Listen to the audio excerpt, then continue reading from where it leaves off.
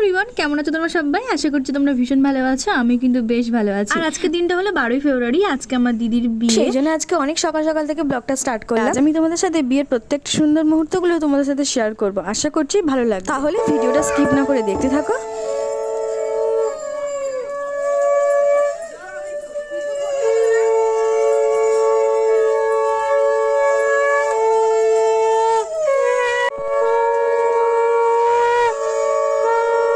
তো তোমরা তো দেখতেই পাচ্ছ সবাই মিলে এখন যাওয়া হচ্ছে স্নানের ঘাটের দিকে, কেননা এখানে গিয়ে এখন হলুদ মাখানো হবে। তো আমাদের এখানে তো এটাই নিয়ম, সবার ফার্স্ট মানে গায়ে হলুদ মাখানো হবে এই স্নান করার ঘাটে। আর তাছাড়া আমার দিদির বিয়ের দিনকে ঠান্ডাটা কিন্তু বেশ কমই ছিল, একদিক থেকে কিন্তু বেশ ভালোই হয়েছে। আর তাছাড়া যারা যারা গায়ে হলুদ দেবে তাদের যেহেতু শাড়ি এক কালার করা হয়েছে, দেখতে কিন্তু বেশ সুন্দর লাগছিল।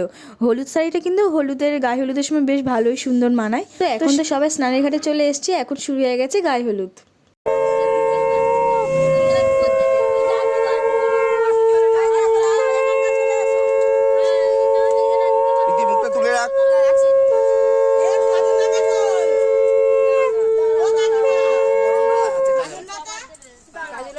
মাথায় আছে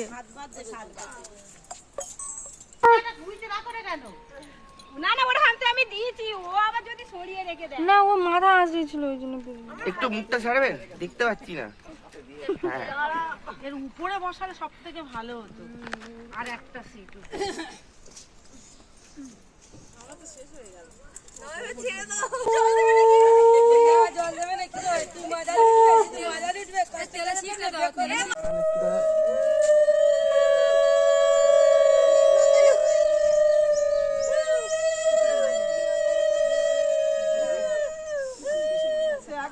পড়ে গেছে সবার জন্য।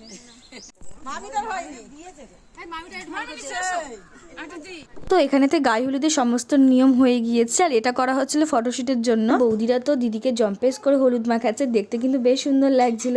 আর এখন হলো স্নান করার পালা, যেহেতু হলুদ মাখা হয়ে গিয়েছে এখন ডুব মারবে আর কি পুকুরে। আমার দিদি আজকে ঘর ডোবাবে। তো দুজনেই তো ঠকঠক করে কাঁপছিল, হালকা হালকা ঠান্ডা পড়লেও ওরা ভয় পাচ্ছিল। দেখতে তো এগুলো বেশ মজারই লাগে। তো এবার স্নান করার আগে কড়ি দিয়ে কপালে, কাঁধে, বুকে ঠেকিয়ে তারপর স্নান করতে হবে।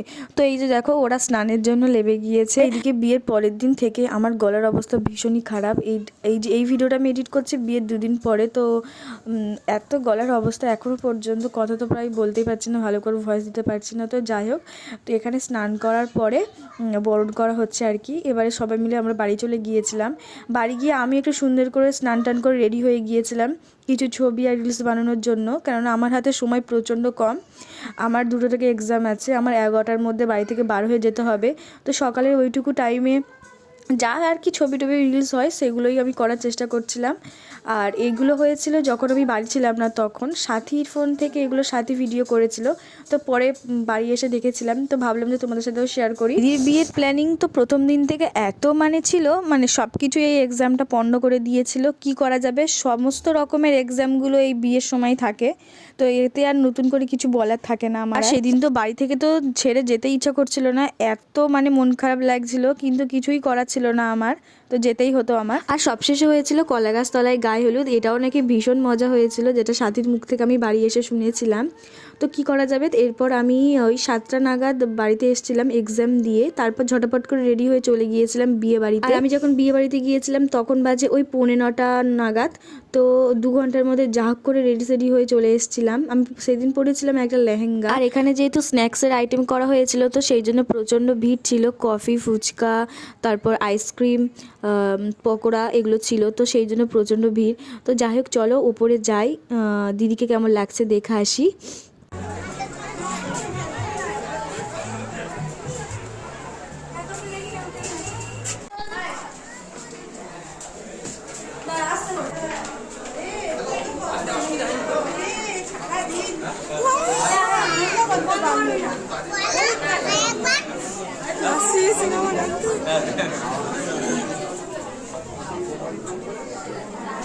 তোমরা তো দেখতেই পাচ্ছ এখানে প্রচণ্ড ভিড়, যেহেতু সমস্ত গেস্টরা আসছিলেন এখানে ফটো তুলছিলেন দিদির সাথে, তো ভিড় তো অবশ্যই হবে, তাই না?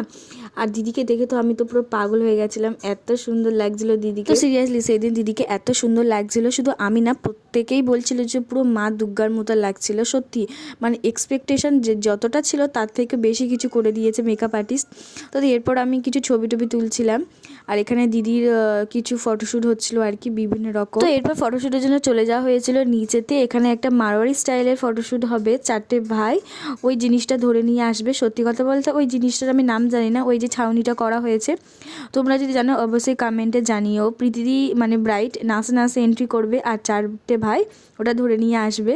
তো এটা কিন্তু বেশ ইন্টারেস্টিং ছিল, সচরাচর আমি তো দেখিনি কারোর বেঙ্গলি বিয়েতে আর কি। আর এই সিনটা তো ভীষণ সুন্দর হয়েছে, সবাই ভীষণ মজা করেছে।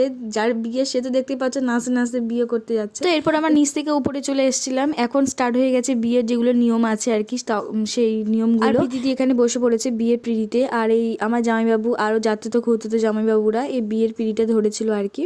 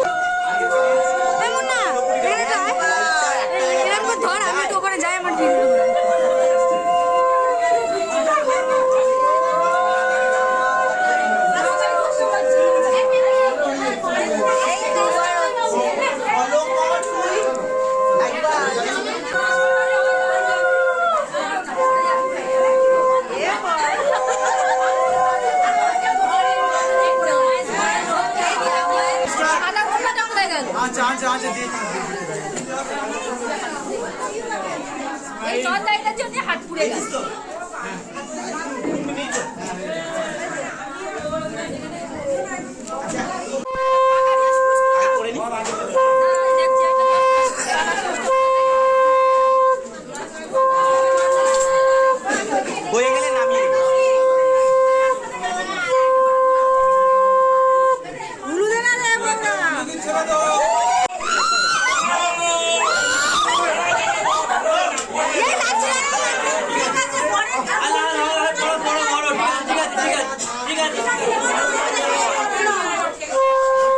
সত্যি কথা বলতে আমার খুবই ইচ্ছা ছিল যে দিদির বিয়েটা দেখা, কারণ আমি কখনো কারোর বিয়েটা সেভাবে দেখিনি আর কি।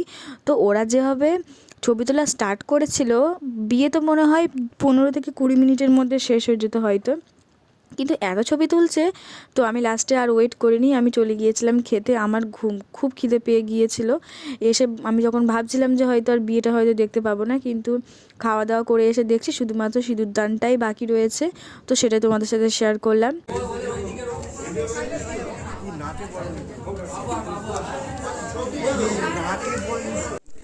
আর এই ভিডিওটা যখন করেছিলাম তখন আসছিলাম বাড়ি আসার কিছুক্ষণ আগে, তখন 2-2:30 মতন বাজে। তো তারপরে আমার কাছে আর কোনো ভিডিও আমি আর তুলিনি, এনার্জি ছিল না। এটা হলো পরের দিন সকালবেলা বিদায়বেলাতে যখন দিদি শ্বশুর বাড়িতে চলে যাচ্ছিলো। এটা আর নতুন করে কিছু বলার থাকে না। তো যেই বাড়িতে ছোটোবেলা থেকে এতদিন থাকলাম, এত সুখ দুঃখ স্মৃতি মিশিয়ে রয়েছে, সেই বাড়ি ছেড়ে অন্য একটা পরিবেশে গিয়ে মানিয়ে নেওয়াটা সত্যি অনেকটা ডিফিকাল্ট ব্যাপার। সেটা মেয়েরা ছাড়া তো আর কেউ বুঝবে না। আর এই ফিলিংসটা হয়তো নতুন করে কাউকেই বলে বোঝানোর মতন কিছু থাকে না। তো তোমরা ভিডিওটা স্কিপ না করে দেখতে থাকো।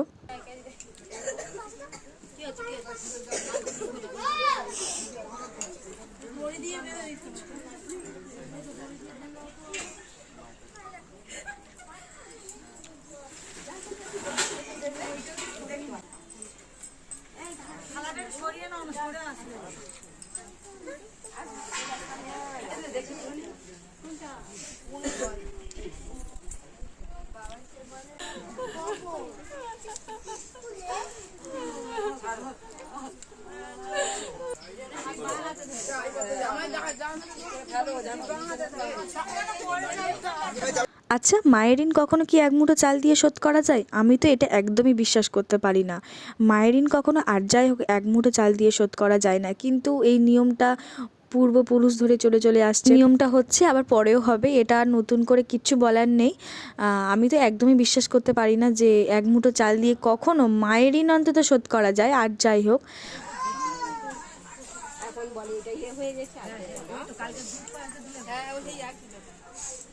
এটা তো থাকতে হবে।